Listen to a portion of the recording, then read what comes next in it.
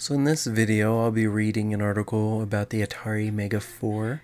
It's an interesting review. There's some benchmarks in there.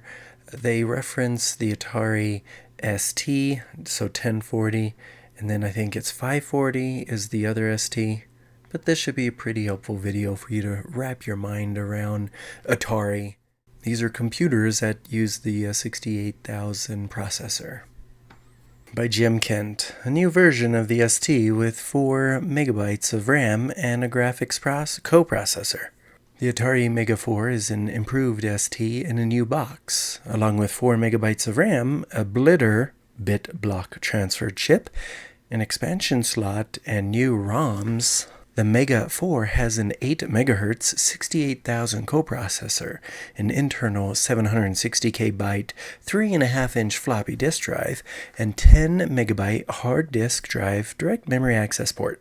It also comes with either a 640 by 400 pixel monochrome screen or, with the color monitor, a choice of 640 by 200 pixels in 4 colors or 320 by 200 pixels in 16 colors. So the next paragraph goes on to say the Mega 4 uses the TOS operating system and the GIM desktop ROM-based system software. Except for its loud fan, the Mega 4's box with its detachable keyboard is a big improvement over the 1040 ST. The monitor now sits on top of the system unit. The biggest improvement is the keyboard itself, which is laid out just like the 1040 STs, but has a less spongy, cleaner action.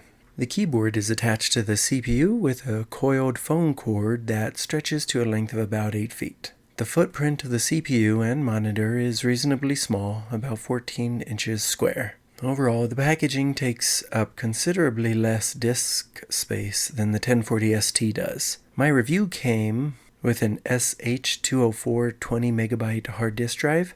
This large heavy disk drive's cable is so short that you can place the drive only to the left of or behind the machine. According to Atari, the new SH205 hard disk drive, which will be available later this year, will fit underneath the Mega system box. When I copy and paste the picture to show you the system again, it actually copies the entire page.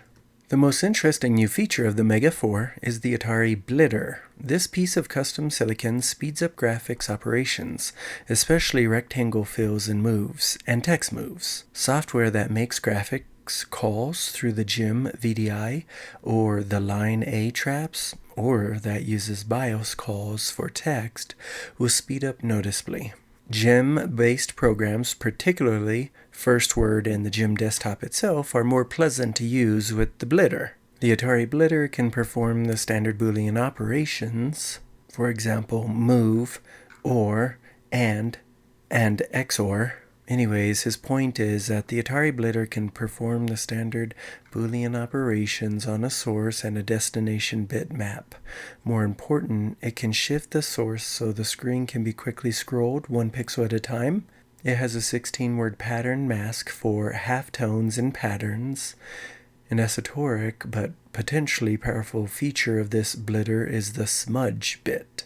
When this bit is set, the Blitter uses the 4 least significant bits of the shifted source as an index into the pattern buffer. I've used this to create a full screen ×4 zoom in 1/50th second, about twice as fast as it can be done with the 68,000. Normally, the Blitter and the 68,000 take turns of 64 bus cycles each. In hog mode, the Blitter grabs all the cycles. However, this leaves the 68,000 unavailable to service keyboard and other interrupts. You don't want to miss keyboard interrupts because you'll lose your type ahead. So it's better to operate the Blitter in shared bus mode. The processor can restart the Blitter early before the 68,000's 64 cycles are up. This gives the 68,000 a chance to service interrupts every 64 memory cycles, which is 256 processor cycles, while letting the Blitter operate at about 90% of hog speed. The Blitter is controlled with 16 read-write registers. It can manipulate bitmaps as large as 512,000 by 64,000 pixels anywhere within its 8 megabyte address space. In addition to the usual offset to be added to the screen address at the end of each line, the Mega 4 splitter has an offset to be added at the end of each word. This is to cope with rendering single-bit plain sources, such as text, onto the color screen, where adjacent words in a bit plane may be 4 and 8 bytes apart, depending on the resolution. The Mega 4's new set of ROMs primarily provides support for the blitter. Rectangle drawing is significantly faster with the blitter enabled. Other graphics operations, such as line drawing, are faster because of better coding. Atari has also taken the opportunity to fix the RTS-CTS bug in the serial driver. This bug caused the loss of characters when reading ASCII files from another computer through the modem port. TOS clears all free memory to 0 when starting up a program. In the old ROMs, this was done inefficiently. The new ROMs start up a program on a megabyte machine about 1 second faster than the old ones did on a 1 megabyte unit. The ROMs haven't improved the file system. There's still a limit of 40 folders on a hard disk. However, Atari has distributed a program to increase the limit to 200 folders. The Mega 4 has a single 64-pin expansion bus located inside the CPU unit.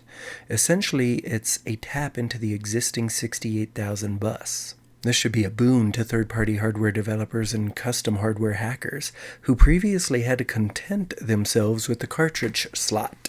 I used the Mega 4 for about 2 weeks for software development. I replaced the GEM desktop with a third-party Unix-like shell. A third-party disk cacher improved the speed of the hard disk drive. This compares favorably to using IBM PC ATs and some of the 68, and I knew word dictate would mess up that number, so I wrote it out myself. So the 68020 based workstations. So good job, Mega 4, comparing favorably to these. A significant feature of the Mega 4 and other ST systems is hardware memory protection. Memory protection increases system reliability by making it harder for one faulty piece of software to destroy the operating system. The protection hardware also makes it easier to debug programs because it stops the program as soon as it addresses memory not available to it. And this is often the first sign of a bug.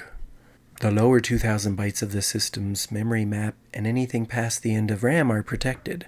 The Mega 4 lacks only multitasking to make it an ideal programming workstation. To give a broader perspective on the BASIC benchmarks, I've included the results of True BASIC as well as for Atari's ST BASIC. True BASIC is 20 times faster than ST BASIC in some tests. Atari is bundling less software with its systems these days. Gone are Neochrome, Atari logo, and First Word. All that's left is Atari's GEM-based ST BASIC. Try saying that 10 times fast. Fortunately, lots of good unbundled software runs as well or better on the Mega 4 than on the 1040 ST. In fact, of the more than 50 programs and utilities that I use in a typical week, only one, a public domain terminal package, failed on the Mega 4. And so it looks like the last section is titled A Satisfying Upgrade. In the Mega 4, Atari has brought us another 68,000 box with a lot of memory. Even though there are significant differences between this model and the earlier 520 STs and 1040 STs, I was pleasantly surprised to find that most of my software and all of my peripherals for the 520 ST worked well for the Mega 4 as well. And I added an extra well in there. I have no idea why. The Mega 4's box fits more neatly on my desk, and the keyboard is more ergonomic than that of previous ST machines. The Blitter chip speeds up both graphics and text-oriented applications significantly. Although the Megas are more expensive than the previous STs, ST owners will find them a satisfying upgrade path. Once Atari's laser printer becomes available, Atari promises it by the end of the year. The Mega 4 will be ideally suited to desktop publishing applications. Moreover, as the PC world switches to 3.5-inch floppy disk drives, an often overlooked fact about the ST family, including the Mega 4, becomes important. It can read and write to 3.5-inch 760K byte floppy disks formatted on an IBM. If you want the speed and programming ease of an 8 MHz 68000 and the benefits of crisp, fast graphics without being completely isolated from the PC mainstream, the Mega 4 is a viable option. And so the end of this article includes a nice advertisement for Byte t-shirts. You have intelligent reflections here, human dimensions, computer engineering, software, piracy. I wish the resolution was better. But before ending the video, I wanted you to see these benchmarks. Okay, first jumping down to read what it says. The disk access benchmarks write and then read a 64K byte sequential text file to a hard disk. Civ runs one iteration of the Civ of Eratosthenes. Calculations performs 10,000 multiplication and division operations. The system utilities graphs show how long it takes to format and copy a 40K byte file using the utilities.